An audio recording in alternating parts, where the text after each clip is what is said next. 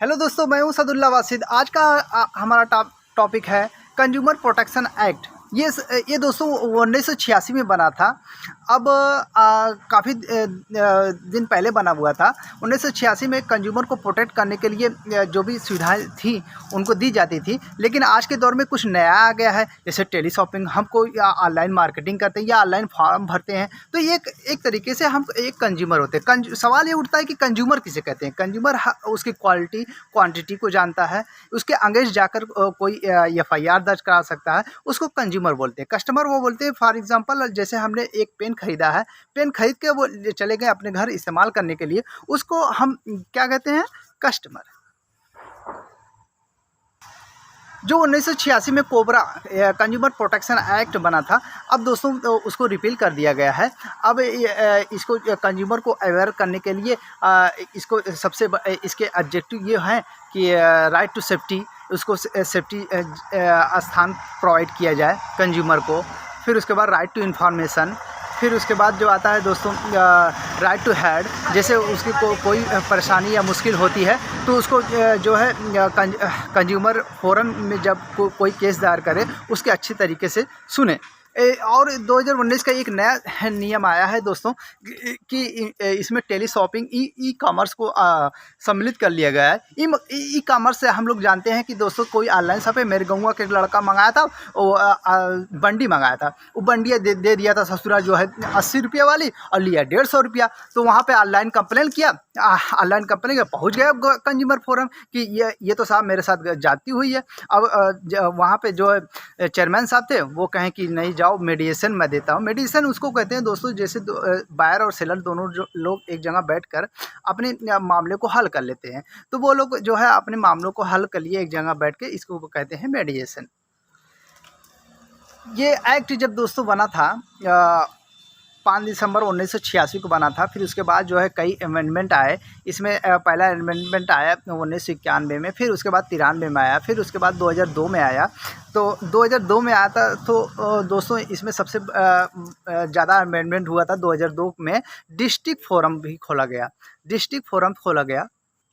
और सबसे बड़ी बात यह है कि दोस्तों आर्टिकल 370 के हटने के बाद जो है ये कंज्यूमर प्रोटेक्शन एक्ट पूरे द होल ऑफ इंडिया कार्यरत करता है। इसमें 3 काउंसिल पारित की जाती हैं। सबसे पहले आता है कि सेंट्रल गवर्नमेंट के द्वारा जो है सेंट्रल लेवल पे एक काउंसिल तैयार की जाती है। उसमें 150 कम से कम मेंबर होते हैं, और उस मेंबर का एक मंत्रीगण में से एक मंत्री होते हैं, उसके चेयरमैन पर्सन होते हैं। वो साल भर में एक बार अपनी जो है सभा कर सकते हैं, कहीं भी द होल ऑफ इंडिया, कहीं भी वो डिसाइड करके वो सभा को कर सकते हैं। साल भर में और ज़्यादा भी कर सकते हैं। और इसमें जो होता है और दूसरी आता है स्टेट लेवल पे आते हैं, तो स्टेट लेवल का भी स्टेट गवर्नमेंट प्रोवाइड करती है कंज्यूमर फोरम को। फिर उसके बाद जो है आता है डिस्ट्रिक्ट काउंसिल में भी उसका एक चेयरमैन होता है, उसको जो प्रोवाइड करते हैं स्टेट गवर्नमेंट के द्वारा ही। जैसे कोई पीड़ित पक्षकार है, उसके अधिकारों का हनन हुआ या उसको फ्रॉड किया गया, ये एक्सप्लेनेशन किया गया। एक्सप्लेनेशन का मतलब कि कोई आदमी बदतमीजी से है आपको पेश करता है कि ज़बरदस्ती कीमतों को बढ़ा के लेता है, तो उसको एक्सप्लॉयटेशन बोलते हैं। एक्सप्लॉयटेशन पे भी हम जा सकते हैं डिस्ट्रिक्ट फोरम में।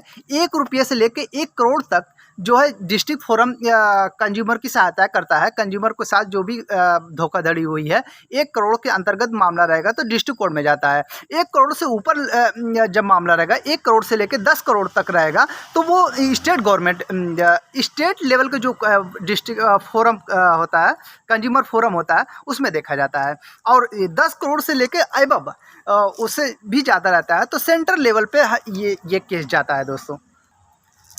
ये दोस्तों 9 अगस्त 2019 को ये प्रेसिडेंट के द्वारा पारित किया गया, और ये आया जो है 20 जुलाई 2020 को जो है तेज़ी गति से चलने लगा। ये कंज्यूमर फोरम का जो नियम था नया 2019 वाला आया था। इसमें इसका सबसे बड़ा मुख्य वजह होते unfair trade practice. Unfair trade practice उसको बोलते हैं कि जैसे मैंने एक गाड़ी खरीदी थी, वो सेकंड हैंड थी दोस्तों, तो वो उसका जो है एवरेज जो है मुश्किल से 40 या 45 देता था, और जो बेचने वाला था वो कह दिया कि जो है नहीं से भाई साहब ये 60 का एवरेज देती है। तो इसके लिए जो हमको जो है डिस्ट्रिक्ट फोरम जो काउंसिल थी वो हमारी सहायता की कि नहीं इनको रेमेडी प्रोवाइड की जाए। तो इसको बोलते हैं अनफेयर ट्रेड प्रैक्टिस। और दूसरी आती है तो दोस्तों की डिस्ट्रक्टिव ट्रेड प्रैक्टिस। जैसे ये इसमें क्या होता है कि जो गैस का कनेक्शन हम लेने जाते हैं तो वहाँ पे गैस वाला ये बोलता है कि हमसे ही खरीदेंगे आप, तभी जो है आपको जो है कनेक्शन दिया जाएगा। हमसे खरीदने का तात्पर्य ये था कि जैसे हम गैस चूल्हा भी खरीदिए और बॉटल भी खरीदिए तभी हम कनेक्शन दे पाएंगे। इसी वजह से जो इसको बोलते हैं डिस्ट्रक्टिव ट्रेड प्रैक्टिस। दोस्तों जो हमने बताया अनफेयर ट्रेड प्रैक्टिस और रिस्ट्रिक्टिव ट्रेड प्रैक्टिस, यदि किसी पीड़ित पक्षकार ऐसा होता है तो उसको डिस्ट्रिक्ट फोरम या कंज्यूमर प्रोटेक्शन एक्ट वाली जो काउंसिल होती है उसकी सहायता करती है। एक कंज्यूमर को अनफेयर ट्रेड प्रैक्टिस और रिस्ट्रिक्टिव ट्रेड प्रैक्टिस को बचाने के लिए ये काउंसिल पारित की जाती है।